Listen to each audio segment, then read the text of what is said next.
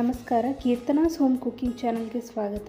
Friends, ಇವತ್ತು ನಾನು ನಿಮಗೆ ಹುಣಸೆ ಹಣ್ಣಿನ ಚಿತ್ರಾನ್ನ ಹೇಗೆ ಮಾಡೋದು ಅಂತ ತುಂಬ ಸಿಂಪಲ್ಲಾಗಿ ತಿಳಿಸ್ಕೊಡ್ತಾ ಇದ್ದೀನಿ. ನಾನು ಮಾಡೋ ರೆಸಿಪೀಸು ನಿಮಗೆ ಇಷ್ಟ ಆದರೆ ಪ್ಲೀಸ್ ನನ್ನ ಚಾನಲ್ನ ಸಬ್ಸ್ಕ್ರೈಬ್ ಮಾಡಿಕೊಂಡು ಸಪೋರ್ಟ್ ಮಾಡಿ. ಹುಣಸೆ ಹಣ್ಣು ಬಂದುಬಿಟ್ಟು ಆರೋಗ್ಯಕ್ಕೆ ತುಂಬಾ ಒಳ್ಳೆಯದಾಗಿರುತ್ತೆ.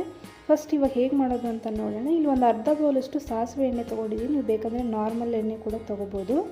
ಅರ್ಧ ಟೇಬಲ್ ಸ್ಪೂನಷ್ಟು ಸಾಸಿವೆ ಮತ್ತು ಜೀರಿಗೆ, 2 ಟೇಬಲ್ ಸ್ಪೂನಷ್ಟು ಶೇಂಗಾ ಕಾಳು, 2 ಟೇಬಲ್ ಸ್ಪೂನಷ್ಟು ಕಡಲೆಬೇಳೆ ತೊಗೊಂಡಿದ್ದೀನಿ.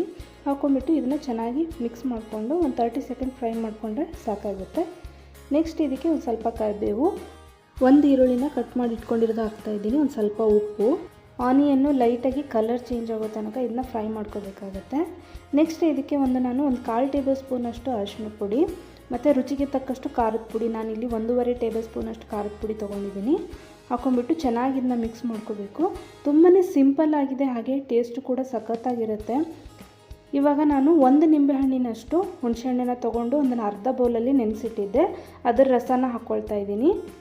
ಹುಣಸೆಹಣ್ಣು ರಸನ ಮಸಾಲೆ ಜೊತೆಗೆ ಚೆನ್ನಾಗಿ ಇದನ್ನ ಮಿಕ್ಸ್ ಮಾಡ್ಕೋಬೇಕು.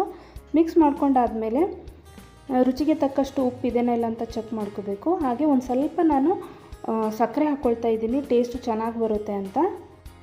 ಇವಾಗ ಇದನ್ನು ಒಂದು 2 ನಿಮಿಷ ಮೀಡಿಯಮ್ ಫ್ಲೇಮಲ್ಲಿ ಇಟ್ಬಿಟ್ಟು ಚೆನ್ನಾಗಿ ಬೇಯಿಸ್ಕೊಂಡ್ರೆ ಇವಾಗ ಹುಣಸೆ ಹಣ್ಣಿನ ಒಗ್ಗರಣೆ ರೆಡಿಯಾಗಿದೆ. ಇದನ್ನ ನೀವು ಫ್ರಿಜ್ಜಲ್ಲಿ ಇಟ್ಬಿಟ್ಟು ಒಂದು ವಾರ ಗಂಟಲೆ ಕೂಡ ಯೂಸ್ ಮಾಡ್ಕೋಬೋದು.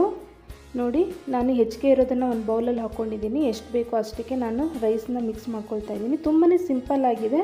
ಇದರಲ್ಲಿ ಪೊಟ್ಯಾಷಿಯಮ್ ಎಲ್ಲ ರಿಚ್ ಆಗಿರೋದ್ರಿಂದ ಬ್ಲಡ್ ಪ್ರೆಷರ್ ಮೇಂಟೈನ್ ಮಾಡೋಕ್ಕೆ, ಹಾರ್ಟ್ ರೇಟ್ ಎಲ್ಲ ಮೇಂಟೈನ್ ಮಾಡೋಕ್ಕೆ ಹೆಲ್ಪ್ ಆಗುತ್ತೆ. ಮತ್ತು ಬ್ಯಾಡ್ ಕೊಲೆಸ್ಟ್ರಾಲ್ ಕೂಡ ಇದು ಕಡಿಮೆ ಮಾಡುತ್ತೆ. ಹುಣಸೆಹಣ್ಣು ಚಿತ್ರಾನ್ನ, ಸ್ವಲ್ಪ ಚಟ್ನಿ ಪುಡಿ ಹಾಗೆ ಹಪ್ಪಳ ತೊಗೊಂಡಿದ್ದೀನಿ. ತುಂಬಾ ಸಖತ್ತಾಗಿತ್ತು. ಒಂದು ಸಲ ನೀವು ಕೂಡ ಇದನ್ನ ಟ್ರೈ ಮಾಡಿ, ಹೇಗಾಗಿದೆ ಕಮೆಂಟ್ ಬಾಕ್ಸಲ್ಲಿ ತಿಳಿಸಿ. ವಿಡಿಯೋ ಇಷ್ಟ ಆಗಿದ್ದರೆ ಲೈಕ್ ಮಾಡಿ, ಶೇರ್ ಮಾಡಿ, ಕಮೆಂಟ್ ಮಾಡಿ, ಸಬ್ಸ್ಕ್ರೈಬ್ ಮಾಡಿ. Thank you.